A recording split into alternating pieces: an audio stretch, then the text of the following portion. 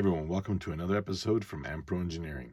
This chassis is for my 2021 Traxxas Ford Bronco build, and this is a $39 light kit that I bought on eBay. So we're going to take this out, investigate how good it is, and then install it on this Bronco. Traxxas does make a light kit for it, and it looks beautiful. It's a bit on the pricier side, which hasn't stopped me before, but as we have for many years talked about low-cost light kits as well as high-quality light kits, I figured, why the heck not? So my go-to solution for a lot of these light kits are, that's 3D printed. Nice. That whole little housing is SLS 3D printed. My usual go-to is from My Trick RC. Now, I did reach out to them because I wanted to see if I could use theirs on this vehicle. But the thing is, the TRX4 2021 Bronco has very specific PCBs for the lighting. So that made things a little bit more difficult. So I had to go with one of these or the Traxxas one. So I figured let's give this a shot. So the first thing I'm seeing here is some pretty comprehensive instructions.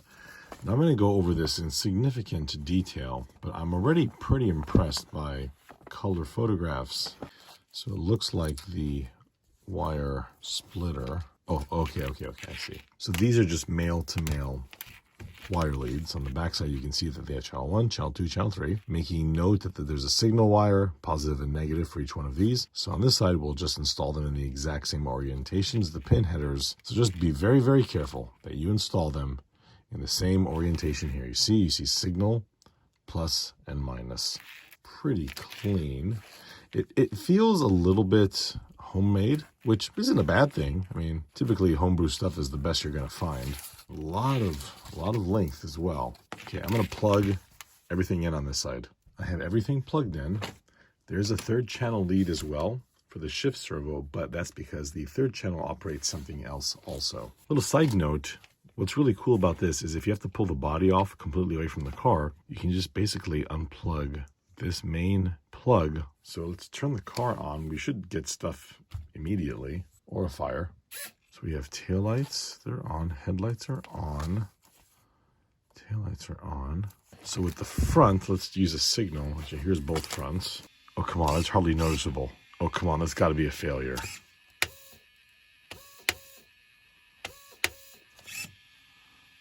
Is that? I think that is right. Oh, that's too bad. Okay, so you see the signals here. With the lights on, they're just not bright enough. You just can't see that they're on. Okay, remember, these are 39 bucks. That's unfortunate. Now let's go ahead and hit the brakes. That's reverse. Forward, brake. Reverse. Forward, brake, reverse. Let's, oh, hazards. That's cool. Oh, depending on how fast you turn them on or off. Oh, that's cool. Okay, so forward, brake. The brake lights aren't much brighter. I can see a slight delta, but it's hardly noticeable.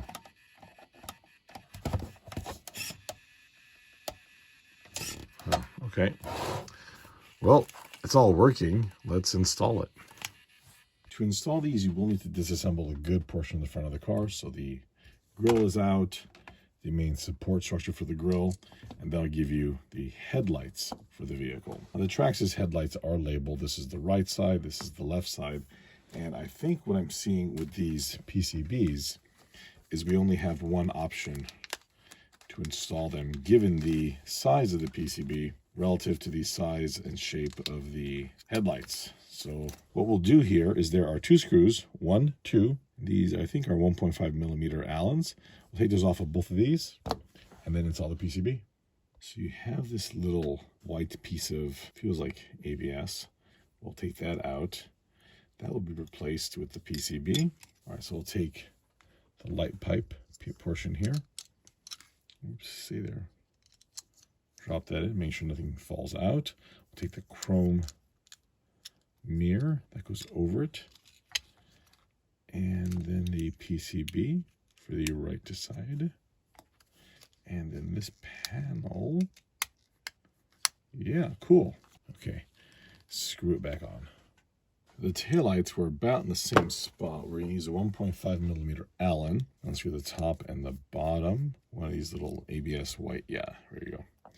We're going to want to take this piece out. Should just, okay, there we go. It comes right out.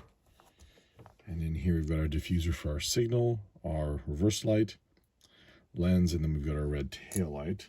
And this will drop. Oh, wow. It actually has the little centering pins on the PCB, which is really cool. So that should just pop right in. Surprisingly well done. And that's in. Put this directly over it. Okay, and just screw it back down. Okay, so I have them all installed. I'm going to plug in the main harness. It is always a good idea to test things before you install them, because you never know what could have happened, even during such a trivial phase like this. Okay, so radio on first, car on. I'm going to lower the lights. It's hard to tell. I mean, they look good. They are way, way brighter on camera than they appear in person. Basically, in person, the halo light and this, whatever this little crossbar is, they don't look nearly as saturated as they do in camera. They look outstanding, I would say. Now let's go ahead and use a signal. Okay, that's fantastic. Now the front, I mean, it's flashing, but you can't tell at all that this is. And I've seen other YouTube videos as well, and I thought something was going on, but no, it's simply not bright enough. What should happen is the white lights for this horizontal bar should shut off, and they're not. But again, $39. It's nearly a third the price. Let's go ahead and hit the brakes. Yeah, I wouldn't call them bright, but they get the point across. Reverse lights. Yeah, it's good. Oh, sorry, that turned on the low beams. Holy crap. That is bright. And this shuts them completely off. Now we can use a turn signal at the front. Yeah, it's there. You know, I wouldn't call this particularly bright, but it works. Okay, and now a short switch. That's cool. Let me kill the lights completely here. Yeah, it's the minute you turn the parking lights on, it's like the signals completely go away in the center. I kill this, long switch. I'm actually happier with them than I thought I was going to be. The next thing we have to do is put them back in the body and then route all that. Oh, you know what? Before I do that, it came with this. I don't know what these are for. I had anticipated these were for the mirrors, but the mirrors don't have any ports, nor does anybody make any mirrors that have ports for lighting. Just take this. These plug in. This goes in here. Let's see when these light up. Let's signal.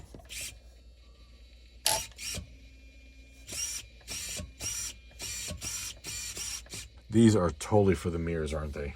So a little trick. Installing the light kit here does leave a pretty substantial gap, and that's where the dust is going to get in, or water should you. Well, actually, no, you can't take this in the water because that's an exposed PCB down there. What I did is I potted this just on the outside with hot glue. And the reason I used hot glue is that in the event this ever has to come apart again, hot glue will very quickly lose its bond with a drop of alcohol. So I did that to the fronts as well as to the rears. Since they gave us the wiring for the side view mirror lights, I figured we make some. So I peeled off the mirror sticker here. Came right off, peeled off the side marker sticker. And I'm going to do with the Dremel tool, get this little burr tool. I'm going to try and hog that out. And then I'll do the same in the middle, but I've got a different tool for that here. I think I've got this little diamond studded grinding tool here. I think it'll work for me to kind of clear out a little path here. And then we need two small, maybe just one hole here at the bottom to route the wires out.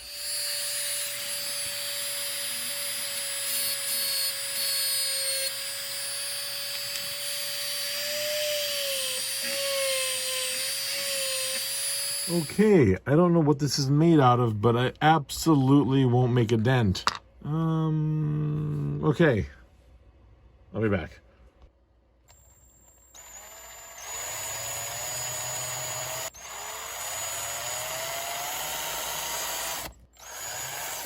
I mean, nothing.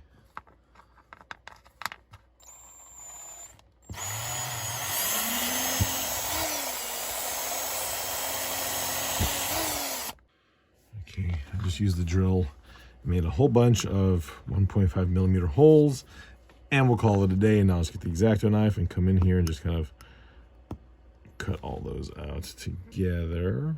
Okay, I basically just hogged the area out with the burr tool. This was so hard to get this plastic to cut out.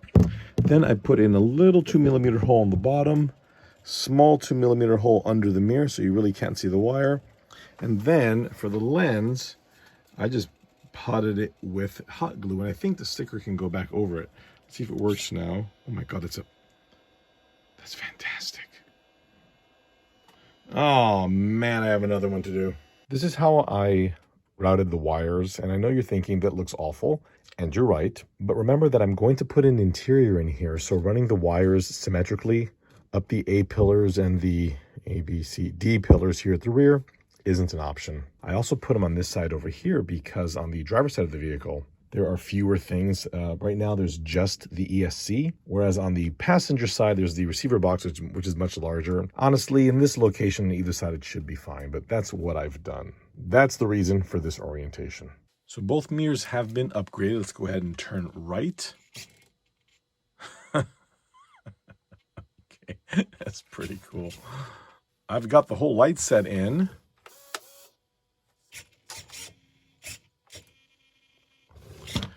That pretty much sums up the full installation. I think now the only thing left to do is take this little guy for a spin. Thank you all so much for watching. I hope you enjoyed the video. Now let's see how cool this thing looks outside.